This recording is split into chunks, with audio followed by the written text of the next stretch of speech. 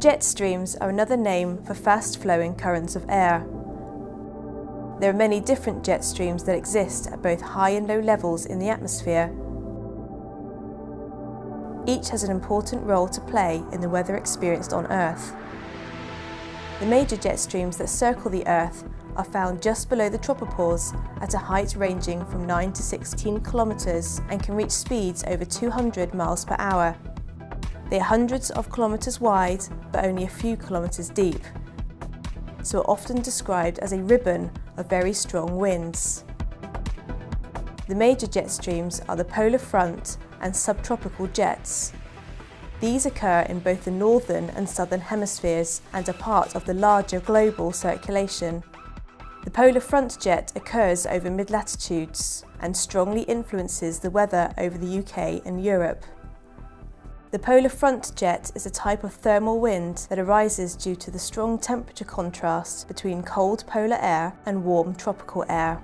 To explain this further, imagine two columns of air, one in the cold air to the north of the jet and one in the warm air to the south. The top of each column is bounded by the tropopause. A shorter column of cold air exerts the same surface pressure as a taller column of warm air. This is because in the cold air column, the air is more dense. This causes atmospheric pressure to decrease more quickly with height. In the warm air column, pressure does not decrease as rapidly with height because the warmer air is less dense. The tropopause in both columns is at the same atmospheric pressure.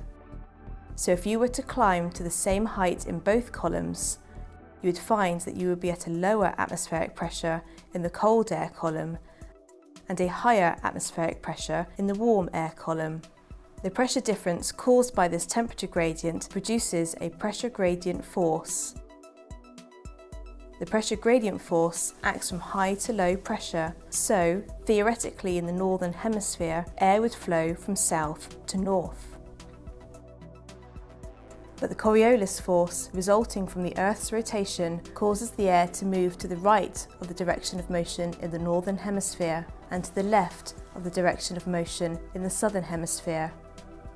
In both hemispheres, the jet stream flows parallel to this temperature gradient, moving from west to east. Theoretically, this jet encircles the Earth in a continuous line, but in reality, it is more broken up, as differential heating of land sea masses lead to west to east temperature contrasts as well as north to south. As the polar front jet forms due to the temperature contrast, the stronger the temperature gradient, the stronger the jet. This means that the jet is stronger in the winter than the summer as the poles cool during the winter months, increasing the temperature contrast. In the northern hemisphere, the jet tends to be further south in winter and further north in summer. This is due to the tilt of the Earth, and that in the winter, the northern hemisphere is tilted away from the sun, and in the summer, it is tilted towards the sun. Mid-latitude low-pressure systems occur on the polar or northern side of the jet stream, while more settled, warmer conditions are found to the south.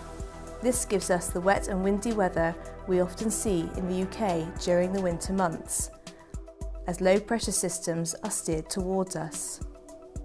It can also lead to some disappointingly wet summers if the jet stream remains to the south of the UK.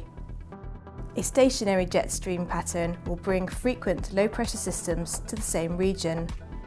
When warm air moves further north than normal, or cold polar air moves further south, this can change the prevailing west to east jet stream pattern. This causes the jet stream to buckle, driving depressions towards different regions or blocking their movements altogether. A straight west-east flowing jet stream won't have much impact on the development of new weather systems or strengthen pre-existing ones. When a jet stream meanders north and south, air accelerates and decelerates around the bends in the flow. These areas of changing speeds are our development areas. Where the air is accelerating, more air is leaving than entering a certain point. This means that the air is being depleted at this point. To fill this depletion, air from below rises. When air rises, it forms clouds and precipitation. Winds at the surface converge to this rising air column, which causes surface pressure to fall, and a low pressure system may develop or deepen further. So whilst a jet stream is just an area of fast flowing air, it has a fundamental effect on our weather.